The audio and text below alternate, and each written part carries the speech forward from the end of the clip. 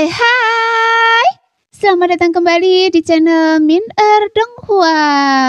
Di video kali ini kita akan melanjutkan cerita Donghua Beta Truck Devon. Ayo nggak pakai lama-lama lagi, kita langsung aja ke ceritanya. Cekidot. Pada saat ini angin pemusnahan di sekitarnya dilahap oleh Xiaoyan dengan panik. Seperti dugaan Xiaoyan, angin tersebut mengandung benih api pemusnahan. Xiaoyan mengumpulkan api itu sedikit demi sedikit. Selama dia mampu menahan angin pemusnahan, Xiaoyan pada akhirnya akan mampu memadatkan benih api aneh itu di dalam tubuhnya. Setelah merasakan begitu banyak kekuatan asal, Xiaoyan juga tahu pentingnya memiliki gumpalan api ungu ini. Terkadang, gumpalan api ungu ini merupakan titik paling kritis. Namun, di mata sosok-sosok yang mundur di belakangnya, ukuran tubuh Xiaoyan yang besar bukanlah hal yang paling mengejutkan. Tapi yang membuat mereka takut adalah Xiaoyan berani menelan angin pemusnahan yang tak tertahankan ini. Sebelumnya, mereka sangat sulit untuk bergerak dalam angin pemusnahan ini, karena kekuatan penghancur yang terkandung di dalamnya begitu dahsyat, sehingga sulit ditahan hanya dengan kekuatan tubuh mereka. Kecuali mereka memiliki harta pelindung tubuh yang kuat. Tapi setidaknya mereka yang tinggal di sini tidak memiliki kemampuan ini dan tidak dapat menahan kehancuran angin pemusnahan. Kekuatan fisik macam apa yang dimilikinya hingga berani menelan angin pemusnahan ini? Jelas adegan ini benar-benar mengejutkan orang-orang karena banyak orang yang dikalahkan oleh angin tersebut. Dan sekarang Xiaoyan benar-benar menghirup angin mengerikan itu langsung ke mulutnya. Tentu saja, tubuh Xiaoyan juga memicu badai besar. Namun ia sekarang memiliki 7 jenis kekuatan asli di dalam tubuhnya. Jadi tidak peduli sekuat dan seberbahaya angin pemusnahan ini, kekuatannya hanyalah api ungu. Karena di bawah 7 jenis kekuatan asal, ia akhirnya tidak mampu mengguncang tubuh Xiaoyan. Karena deru angin panas yang awalnya membentuk penghalang untuk menghalangi langkahnya, tiba-tiba menyusut dengan kecepatan yang terlihat oleh mata telanjang. Dan semuanya ditelan oleh Xiaoyan. Sementara gumpalan api ungu pemusnahan perlahan-lahan mengembun di tubuh Xiaoyan. Ketika angin kencang ini tak lagi mengancamnya, baik orang-orang yang awalnya mundur maupun mereka yang berada di belakang Xiaoyan tidak berani mundur. Karena semuanya melihat harapan. Jadi sekarang mereka hanya perlu bergegas maju untuk melewatinya. Tiba-tiba beberapa orang berubah menjadi pelangi panjang, mencoba memanfaatkan kesempatan ini untuk melewatinya. Jika kalian berani masuk sebelum saya, maka matilah. Tiba-tiba kekuatan jiwa Xiaoyan yang berada di alam kekosongan berubah menjadi suara tak terlihat. Kemudian suara itu langsung menyerbu pikiran orang-orang ini yang membuat tubuh mereka gemetar. Seolah-olah jiwa mereka semua tertusuk oleh jarum tajam yang tak terhitung jumlahnya. Kekuatan jiwa yang begitu dahsyat. Orang ini memiliki tubuh yang begitu kuat dan juga kekuatan jiwa yang begitu dahsyat. Mungkinkah kekuatan jiwa orang ini dan King Tang, wakil pemimpin sekte Chu Xuan Jindan dari dunia surga barat, adalah kekuatan jiwa dari alam kekosongan yang legendaris? Beberapa sosok terkejut oleh suara Xiaoyan dan ketakutan muncul di mata mereka. Jadi mereka semua berhenti dan tidak berani bergerak maju. Mereka hanya bisa menatap Xiaoyan dan menunggunya melahap semua angin pemusnahan. Tak lama kemudian Xiaoyan melahap semua angin pemusnahan yang telah menyapu tempat ini. Entah berapa tahun yang lalu dengan kecepatan yang sangat tinggi. Dan api seukuran ibu jari muncul di tubuhnya. Meskipun api itu tidak besar, tapi nyala api itu terus menyemburkan kekuatan yang mengerikan. Seolah-olah dia mencoba menghancurkan dantian Xiaoyan kapan saja, lalu bergegas keluar. Hanya saja ada 7 sumber asli di sampingnya yang menatapnya dengan penuh nafsu. Jadi meskipun benih api ini seperti anak kecil yang nakal, namun di bawah tekanan ke-7 sumber asli yang seperti orang dewasa ini, ia tidak dapat menimbulkan gelombang apapun, sehingga Xiaoyan berhasil menelan. Setelah menelan benih api ini, itu langsung membuat kekuatan tubuh fisik Xiaoyan meningkat secara signifikan.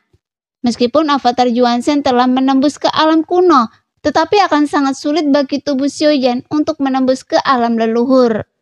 Karena kekuatan garis keturunannya jelas tidak cukup. Dan di masa depan, jika garis keturunan Yuanzhen di tubuh Xiaoyan tidak dapat ditingkatkan, maka tubuh Yuanzhen bintang 9 Xiaoyan akan menjadi batas kekuatan tubuh aslinya.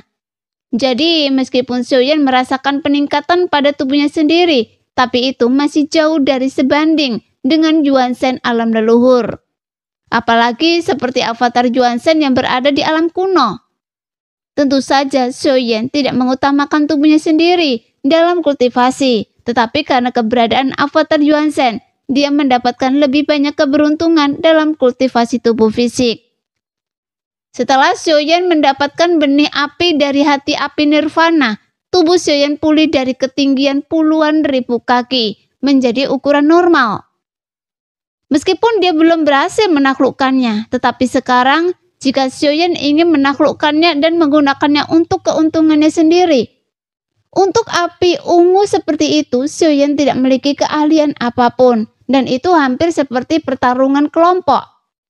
Jadi dia hanya menggunakan kekuatan sumber asal di dalam tubuhnya untuk menjinakkan secara paksa dan menjalankan teknik roh kekosongan Zijian. Sehingga Xiaoyan berhasil menjinakkan. Sekarang, saya berada di tingkat ketiga adalah alam 9 sumber asal. Tetapi setelah saya menembus 9 sumber asal, saya tidak merasa bahwa ini adalah batas dari alam ini. Jika saya dapat memahami lebih banyak aturan kekuatan, mungkin bukan hal yang mustahil untuk membuka sumber ke-10. Dan kekuatan penghancur api nirvana, itu adalah aturan yang berasal dari api. Jika saya dapat memperoleh asal-usulnya, mungkin saya dapat memahami aturan sumber kehancuran ke-10. Pada saat ini, mata Xiaoyan sedikit berkedip.